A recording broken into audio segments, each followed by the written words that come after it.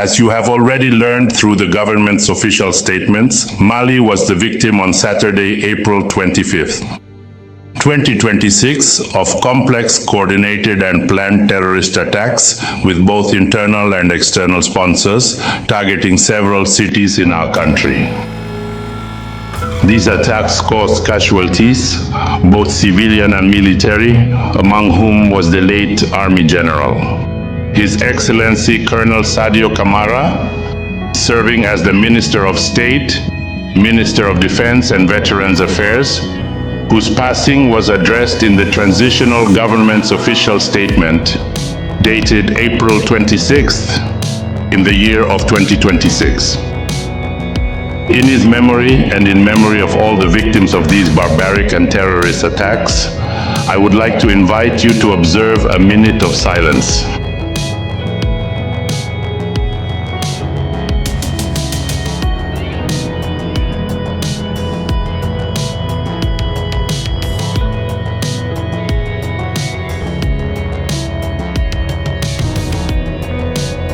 Thank you.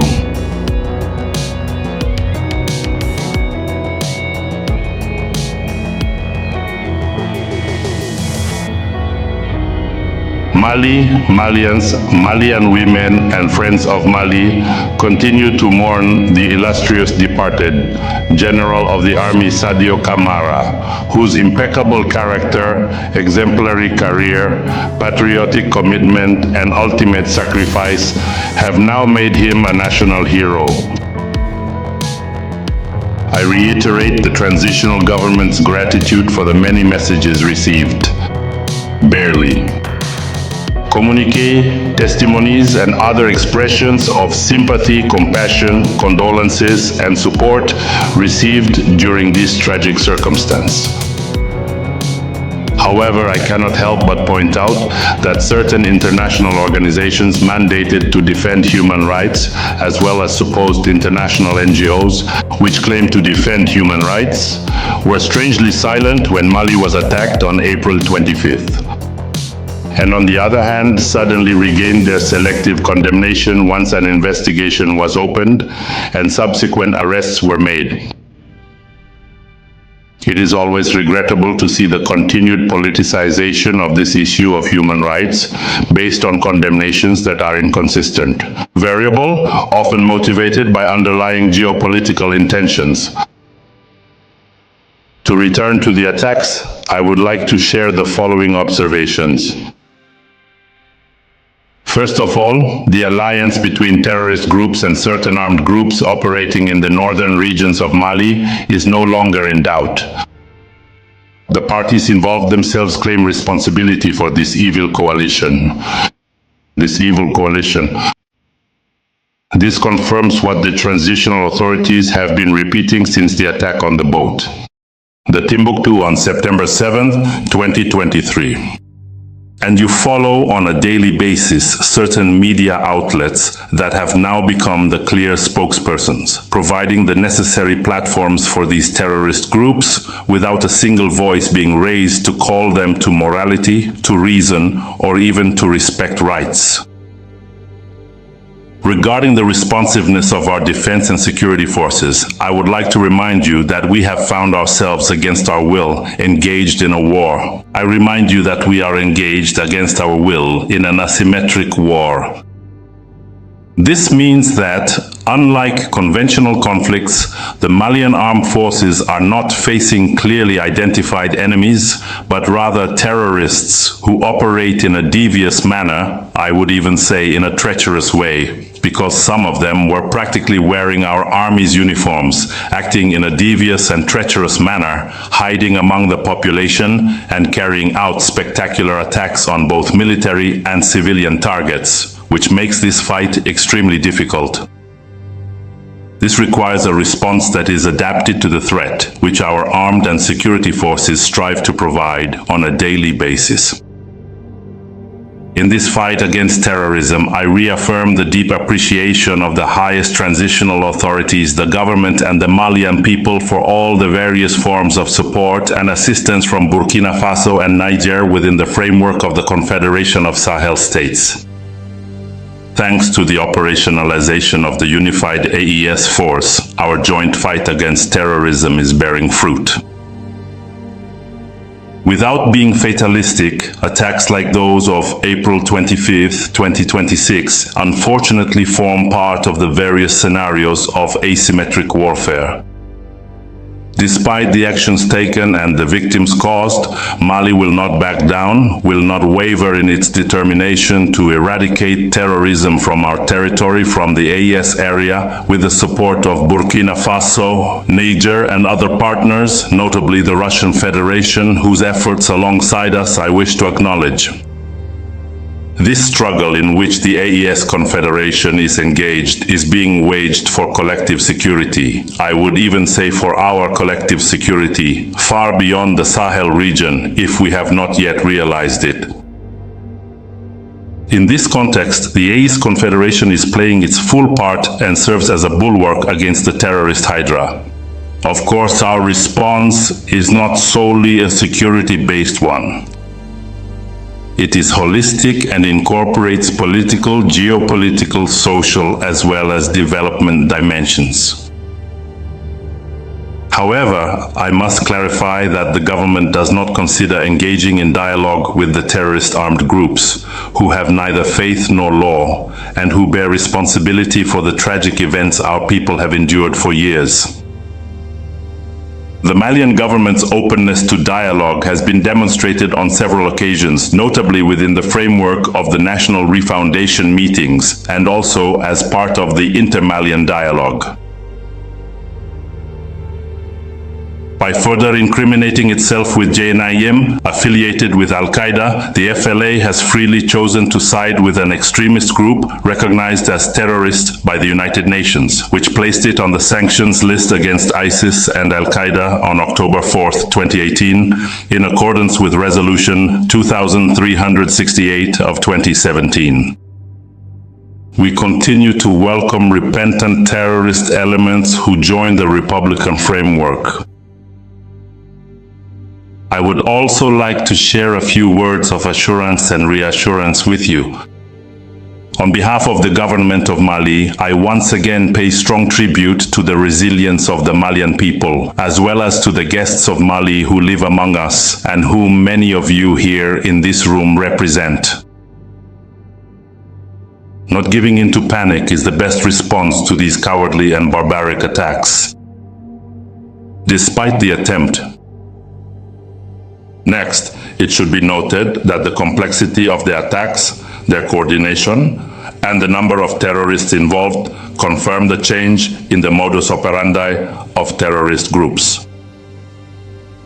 Initiated a few months ago, first, as you have witnessed, in an attempt to stifle the national economy. This cynical plan failed thanks to the responsiveness of the armed and security forces and their partners. A contingency and response plan by the national authorities was implemented effectively. These attacks are not isolated incidents, as you know. They are part of a vast plan to destabilize Mali and also an attempt to replace the executive. The Malian executive by the terrorist horde, hence this unnatural alliance through this coalition of terrorist armed groups. What happened on April 25th was aimed at nothing other than decapitating the country's leadership. There were two major targets that were aimed at. The first was the residence of the head of state in Kati. Two truck bombs targeted this residence. One exploded and the other was shot at and then exploded. The second one, because of its response, was unable to explode. So the target was well known. The second, unfortunately, the truck bomb, which exploded at the residence of the Minister of State, Minister of Defense and Veterans Affairs. You know the rest. I believe the objective was absolutely clear: to replace the leadership in order to bring in individuals who are certainly under the influence of power, who only seek to break the momentum. of rebuilding our country, of our country's choice to take its destiny into its own hands, to assume its sovereignty, to ensure its security, and to develop independently in Mali, in the region, and on the international stage. And this determination cannot be broken. Our country will continue to stand tall, to face challenges, and to take responsibility for its decisions. As the writer Joseph Kizerbo would say, and I repeat it every time, if we lie down, we are dead. Mali will not lie down. We will not accept subjugation, nor will we submit to the dictates of any state in the region or any more distant state that believes it can impose its will on us, who believe it is their right to decide who should lead our country or what decisions we should make. That decision belongs to the people of Mali. We will be able to make those decisions with full dignity and responsibility, despite these cowardly and treacherous attacks. In their criminal undertakings, the armed groups have received support from both internal and external sponsors who provide intelligence, logistical means, and recruit terrorists, or, in any case, mercenaries who call themselves terrorists. Some of these sponsors even act openly, such as Ukraine, which has publicly claimed responsibility for providing logistical support to terrorists operating in the Sahel. Others continue to keep their heads in the sand. For us, it is very clear today. We need to understand when we talk about fighting terrorism, what exactly we are talking about. For us, the interpretation is absolutely clear. For us, this is a hybrid war, a war waged by proxy by certain states against Mali and against the other countries of the Confederation of Sahel States. By attacking a mosque on April 25th, this once again confirms that terrorism in the Sahel is political. There is nothing ideological or religious about it. It is also an information war in which disinformation, manipulation, the glorification of terrorism, and even, going further, the laundering of terrorism are all intertwined, to the extent that those who today label the transitional authorities as JIN are now allies, their spokespersons. The media relay for terrorist groups.